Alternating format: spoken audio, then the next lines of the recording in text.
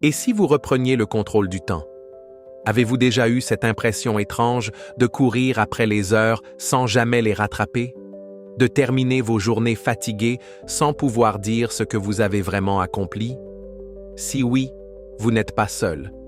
Beaucoup ressentent ce vide, cette impression que les journées sont trop courtes, alors qu'en réalité, c'est notre manière d'utiliser le temps qui est en jeu. Dans cette vidéo, nous allons explorer ensemble des principes simples mais puissants pour reprendre le contrôle sur votre quotidien. Le tout, inspiré du livre « Maîtriser son temps » de Thibaut Maurice. Restez jusqu'au bout, car ce résumé contient bien plus que des conseils. Il pourrait devenir un déclic. Chapitre 1. L'art invisible de bien utiliser son énergie. La productivité ne se mesure pas au nombre de tâches accomplies, mais à la valeur réelle que vous apportez dans chaque moment. Elle dépend de l'intention derrière vos actions, de votre capacité à avancer avec lucidité plutôt qu'à réagir sans cesse. Ce n'est pas un sprint, c'est une course d'endurance. Et cette endurance repose sur une seule chose, votre énergie. Votre énergie, c'est comme une batterie intérieure. Elle n'est pas illimitée. Vous devez apprendre à la recharger, à l'économiser, mais surtout à la canaliser. Car c'est dans les moments où votre énergie est au plus haut que vous accomplissez le plus, sans vous épuiser.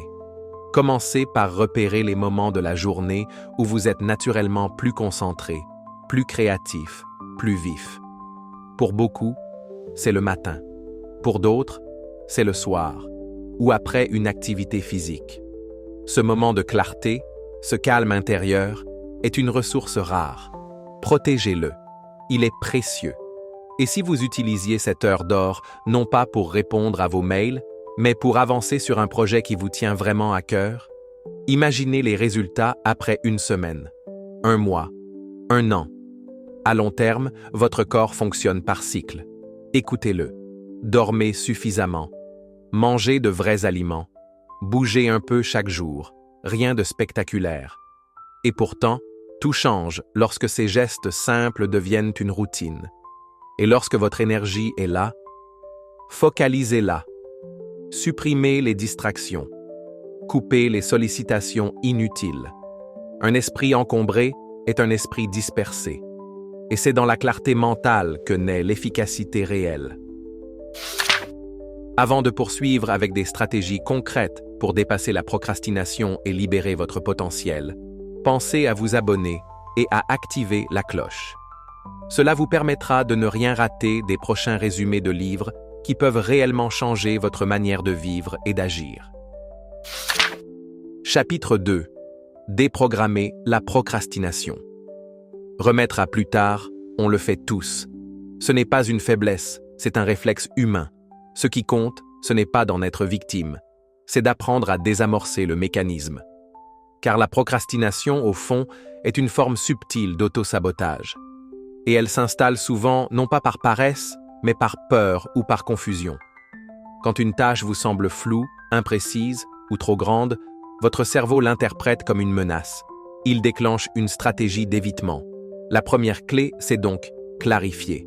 Décrivez l'action de façon concrète, visible, simple. Passez de « je dois avancer sur ce projet » à « je vais ouvrir le fichier et écrire la première phrase ». Plus une action est facile à démarrer, plus elle devient accessible et même engageante. Et surtout, n'attendez pas d'être motivé. La motivation vient après l'action, pas avant. C'est en commençant, même tout petit, que l'élan se crée. Écrivez une ligne, faites un appel, classez un seul fichier. Ce mouvement initial, si modeste soit-il, enclenche un cercle vertueux. Si la tâche vous paraît trop grande, découpez-la. Une montagne se grimpe, une pierre à la fois. Et si c'est la peur de l'échec qui vous bloque, rappelez-vous, échouer, c'est déjà progresser. Ce n'est pas une preuve d'incompétence, c'est une preuve que vous êtes en mouvement. Déprogrammer la procrastination, ce n'est pas devenir un robot hyper productif. C'est apprendre à avancer malgré les doutes, à créer de l'élan dans l'imperfection et à faire de chaque micro-action un déclencheur de clarté. Chapitre 3. repensez votre rapport au temps. Nous vivons dans le présent, mais trop souvent, nous sommes absents à l'instant. Pris entre les regrets du passé et les inquiétudes de l'avenir, nous laissons filer ce qui est pourtant le seul moment réel, maintenant. Le passé devient une prison mentale quand on s'y attarde sans recul. L'avenir, une source d'angoisse quand on essaie de le contrôler. Mais tous deux peuvent être des alliés puissants si vous changez votre manière de les regarder. Le passé, c'est un trésor caché. Non pas pour s'y enfermer, mais pour y puiser des leçons, des repères, des forces. Regardez-le non pas pour vous juger, mais pour vous comprendre. Le futur, lui, n'est pas un ennemi. C'est une boussole. Il vous donne une direction, pas une certitude. Visualisez-le avec clarté, mais sans vous y perdre. Posez-vous une question simple. Qui voulez-vous devenir? Et surtout, quelles habitudes devez-vous créer aujourd'hui pour vous en rapprocher? Chaque journée est un fragment de votre vie future. Ce que vous répétez, vous le devenez. Un petit acte aligné, répété dans la bonne direction, crée des changements durables, même s'ils restent invisibles au départ. Car ce que vous construisez aujourd'hui, dans le silence et la constance, façonne déjà la personne que vous serez demain. Le temps n'est pas contre vous. Il travaille avec vous, si vous l'utilisez avec intention. Chapitre 4. Le piège du « je n'ai pas le temps ». Je n'ai pas le temps. Cette phrase est un mensonge poli, un refuge socialement acceptable, un automatisme qu'on finit par croire soi-même. Pourtant, la vérité est plus simple et plus brutale. Vous avez du temps. Nous avons tous 24 heures par jour. La différence, ce ne sont pas les minutes, ce sont les choix. Ce n'est pas une question de quantité, c'est une question de priorité. Quand vous dites que vous n'avez pas le temps de lire, faire du sport, apprendre, créer, ralentir, ce que vous dites en réalité, c'est « j'ai fait d'autres choix ». Et ce n'est pas une faute. C'est normal. Mais il est temps de l'assumer. Commencez par observer honnêtement votre quotidien. Notez ce qui vous occupe réellement. Les heures passées à scroller, à répondre à des notifications, à remplir du vide avec du bruit. Vous serez surpris. Ce temps, vous ne l'avez pas perdu. Vous l'avez utilisé. Mais était-ce là vraiment ce que vous vouliez nourrir? Alors, essayez un simple échange. Remplacez « je n'ai pas le temps » par « ce n'est pas ma priorité pour le moment ». Cette phrase est plus honnête.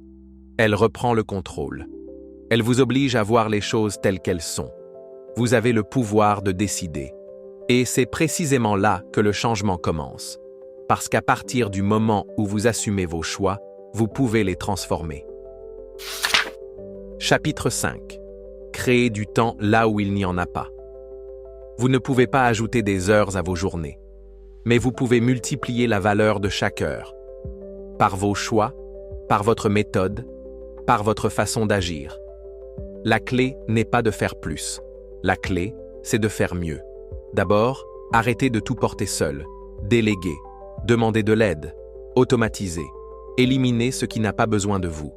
Parfois, une simple conversation avec quelqu'un qui a déjà traversé le chemin peut vous faire gagner des semaines, voire des années. Ensuite, apprenez à apprendre vite. Nous vivons à l'ère de l'accès. Tutoriels, livres, résumés, formations en ligne, les connaissances sont partout.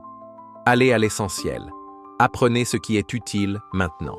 Appliquez dès que possible. C'est par la clarté, pas par la quantité, que vous progressez vite. Mais surtout, cultivez une mentalité de croissance. Répétez les gestes clés. Recherchez la maîtrise, pas juste l'information. Restez curieux. Et demandez-vous chaque jour, comment puis-je faire mieux avec ce que je sais déjà? Car parfois, ce n'est pas une nouvelle technique qu'il vous faut, mais une nouvelle profondeur dans ce que vous faites déjà. Enfin, ne gaspillez pas votre énergie dans l'indécision. Décidez vite. Agissez, puis ajustez. C'est l'action qui crée le mouvement. C'est le mouvement qui libère du temps. Et c'est dans ce cercle vertueux que vous commencez à créer de l'espace là où il n'y en avait pas. Chapitre 6. Retrouvez une concentration rare. Votre attention est votre bien le plus précieux. Ce que vous regardez, ce que vous écoutez, ce à quoi vous pensez, sculpte votre cerveau et détermine la qualité de votre vie intérieure. Et dans un monde qui tente de capter votre esprit à chaque seconde, savoir se concentrer est devenu une forme de liberté radicale. Ne commencez pas vos journées par les mails, les réseaux sociaux ou les sollicitations extérieures. Commencez-les par vous-même, par ce qui vous élève, par ce qui vous construit, par ce qui vous rapproche de ce qui compte vraiment. Apprenez à créer des blocs de concentration protégés. Travaillez 45 minutes sans interruption, puis faire une vraie pause. Pas un changement de tâche, une vraie pause. Un silence, une marche, un étirement, un souffle. Puis, recommencez. Ce rythme simple mais structuré entraîne votre cerveau à rester présent. Et cette présence, dans un monde de distraction, devient une force rare et puissante. Entre chaque session, reconnectez-vous à votre intention. Pourquoi êtes-vous en train de faire cela? Pour qui? Dans quelle direction? Car plus vous redonnez du sens à vos actions, plus votre esprit cesse de résister. Il cesse d'errer. Il s'ancre. Il s'engage. Retrouver une concentration rare, ce n'est pas fuir le monde. C'est reprendre possession de votre esprit pour en faire un espace fertile au service de votre vie, de vos valeurs et de votre œuvre. Conclusion. Devenir le gardien de votre temps. À présent, vous le savez. Le temps ne se gère pas. Il s'utilise. Il ne se stocke pas. Il ne se rattrape pas. Il s'investit instant après instant. Et chaque jour, vous avez ce pouvoir entre vos mains. Le pouvoir de dire non. Le pouvoir de choisir ce qui compte. Le pouvoir de vous recentrer, sans attendre que le monde le fasse à votre place. Vous pouvez transformer votre routine, changer votre rapport au temps et sortir du brouillard de la distraction pour entrer dans un espace plus rare, la clarté de l'intention. Pas besoin de bouleverser votre vie. Commencez petit, avec conscience. Et posez-vous cette question simple, mais puissante. Que puis-je faire aujourd'hui, maintenant, qui servira ma vie demain? La réponse à cette question, répétée chaque jour, devient un chemin. Et sur ce chemin, vous n'êtes plus un spectateur passif du temps qui passe. Vous devenez ce que vous avez toujours été en capacité de devenir, le gardien de votre temps. Ce que vous faites de votre temps, c'est ce que vous faites de votre vie. Merci d'avoir écouté ce résumé. Si ce contenu vous a aidé, soutenez la chaîne en vous abonnant et en activant la cloche.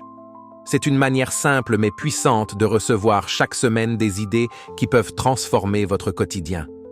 Partagez cette vidéo à quelqu'un qui cherche lui aussi à mieux vivre ses journées. Car ensemble, nous pouvons faire du temps non pas une contrainte, mais une force. À bientôt et souvenez-vous, ce que vous faites de votre temps, c'est ce que vous faites de votre vie.